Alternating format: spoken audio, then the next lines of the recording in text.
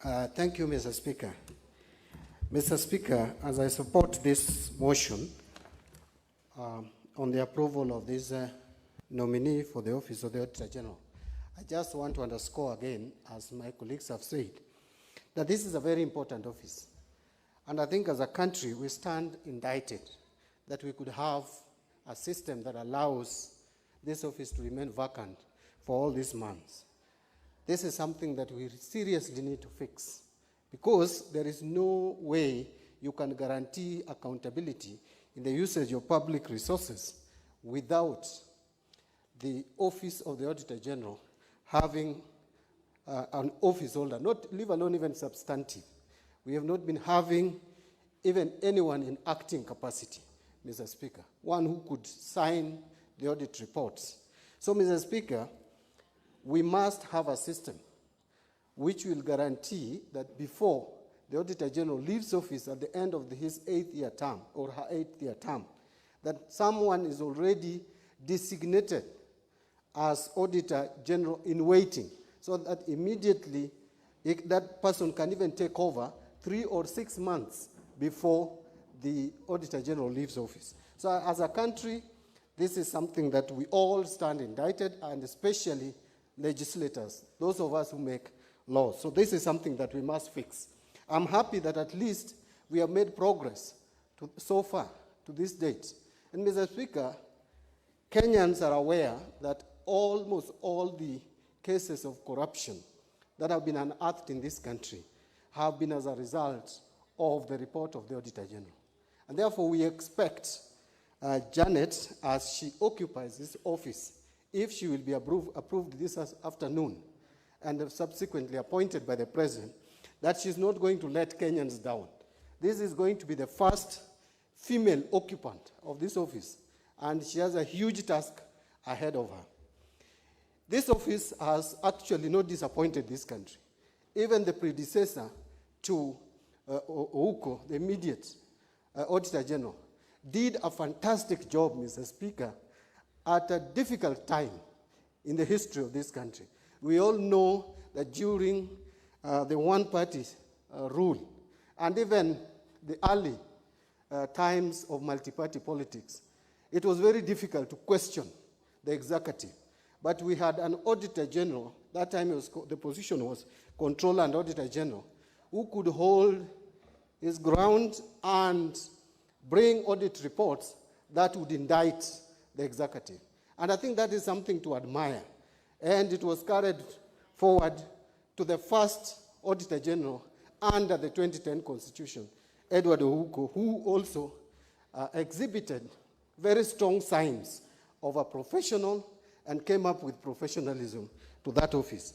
Therefore, Janet Gadungo has her job cut out for her to prove that she's either going to carry forward with the same competence that Kenyans have had in the previous 2 occupants, at least the ones I can remember, or she's even going to do better.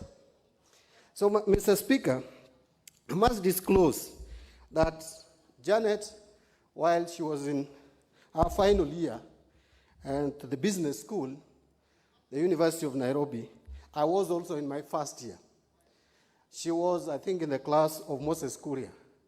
And so in terms of academic qualification, I agree and I can support that she has what it takes to occupy the position of the Auditor General, together with other professional qualifications that have been enumerated by the chair of the committee.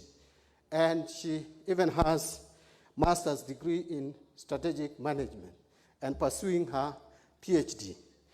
But Mr. Speaker, there are a few things that have to be dealt with. First is the process. And this is something that we cannot shy away from talking about. You cannot use Public Service Commission to recruit the Auditor General. I find it difficult to accept that that is a process that would stand the test of times. Why do I say so?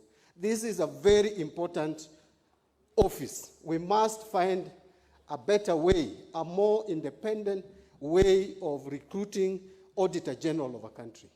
Mr. Speaker, to me, this office is more important than any other independent office that we can talk about in this country. So just using the Public Service Commission, and then they make recommendation to the president, who then nominates and finally appoints with the approval of Parliament, something needs to be done to guarantee that the person we are going to recruit is actually up to the task. But, Mr. Speaker, something again very interesting. And this is not just to indict this lady and to make her recruitment, to cast aspersions on her recruitment. But I am concerned, Mr. Speaker, that this lady was among the list of those Kenyans whose appointments were rejected by a panel that was created. Mr. Speaker, then the problem, what that has done to this lady as she comes into office is to put questions and doubts about her competence. Because if you are rejected and then finally later you are appointed, it puts some dents. And that is why I'm saying Janet, unfortunately, she's coming to office with a lot of question marks that she must really work hard to demonstrate that those who overlooked her were wrong, and those who have now found her fit to occupy this position are right. And she must demonstrate to Kenyans that that stone which was rejected became the cornerstone in terms of upholding accountability, transparency, and integrity in the management of public finance and resources in this country. Mr. Speaker, I'm also delighted to hear that this lady was born in Kisumu. But, Mr. Speaker, we must ask ourselves questions. Really, there are questions that are being asked about appointments in this country, and that is something we cannot run away from. The president must address these doubts that Kenyans have. If you read the social media, it is scandalizing the competence of Kenyans who are even very competent when people start perceiving appointments as taking some ethnic pattern. That is something that I think the president needs to deal with. There were, I know, a number of Kenyans who also did interviews. Probably this lady was the best, but it is difficult convincing Kenyans that the best would only be found in certain regions and bearing certain names, Mr. Speaker. That is something that my president must deal with. It is something that cannot be ignored, Mr. Speaker. In fact, that is what is going to guarantee and ensure cohesion in this country. So, Madam Janet is really coming to this office with a lot of issues and question marks that she must address. Finally, Mr. Speaker, and this is again a concern that I have. Mr. Speaker, in that office of the Auditor General had some deputies, 5 of them. And the lady we are approving her appointment today was answerable to these 5 deputies. Now she's going to be the boss. Something needs to be done in terms of addressing such kind of circumstances in public service.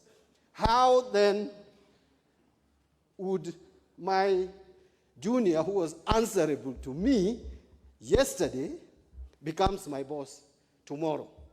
That now I start answerable to that person. I know it is a lot in politics. In fact, Honorable Mbui is whispering here that Duale is now answerable to Kimunya. But this is a totally different kind of circumstance. These are colleagues, we are in politics, and this is politics. And politics, actually, you are almost first, there is first among equals. But I will tell you, Mr. Speaker, if it is not addressed properly, and if we don't have maturity in the office of the Auditor General, Mr. Speaker, it is likely to affect service delivery. You have a point of order? You want to inform me? I accept, Mr. Speaker. If Now, do you want the information from 001? Let me hear what the Masai have. Yeah, he should not refer me as a Masai. He should refer me as honorable member of the August House. Yes. Honorable Adan Duale is not answerable to Honorable Kimunya. He's answerable to the party leader, who is His Excellency Uhuru Muigai Kenyatta. Thank you. I've informed you. Actually, I was reporting. That is a very good information from my friend who is now, he keeps on reminding me he's a Masai, and he brings me mbuzi. And I thank you for that. He brings me a lot of mbuzi many times. He's the only one who has brought me a gift in this house. But that gift, Mr. Speaker, did not require disclosure, so I have not disclosed the gifts he has been bringing. And Mr. Speaker, I stand informed. Actually, that was a comment from my deputy, Robert Mbui, who thought that Honorable Duale is now answerable to Honorable Kimunya. It's only that Honorable Kimunya is now occupying position that was occupied by Honorable Duale. Mr. Speaker, those are the issues that I actually have. But the issues that I've raised is not in any way to say, I'm not trying to imply that we should reject the nomination of